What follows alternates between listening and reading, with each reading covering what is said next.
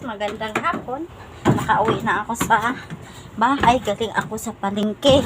Bumili ako ng isda dahil gusto ko ay mag-iihaw ako ng tamban. Ito nga pala nabili ko 1 kilo. Lilinisin ko lang. Wala pang tulo. So, linisin natin ang isdang tamban na binili ko. Fresh ko pa siya. Ang sarap-sarap niya kasi fresh na fresh pa yung isda. Tapos, hahatiin ko lang siya.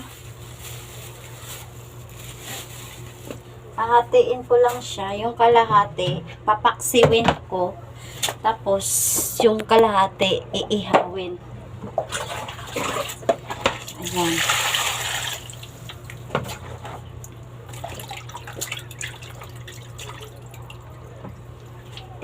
Ito po yung isda. 1 kilo binili ko.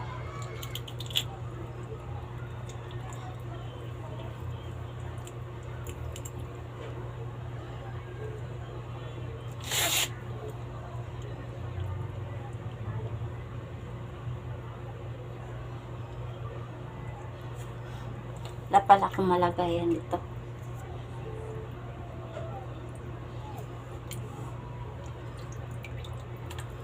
Wala akong malalagyan. Wala.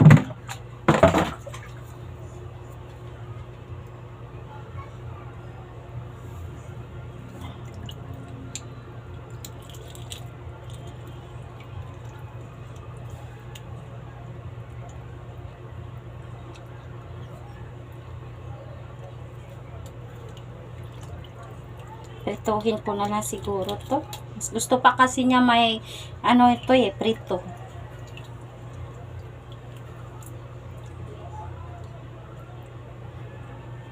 Sarap to. Paksiw. Papaksiw.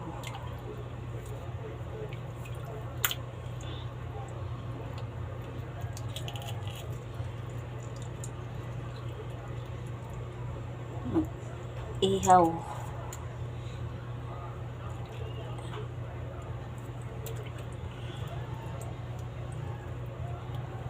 So, ayan, abang nililinis ko muna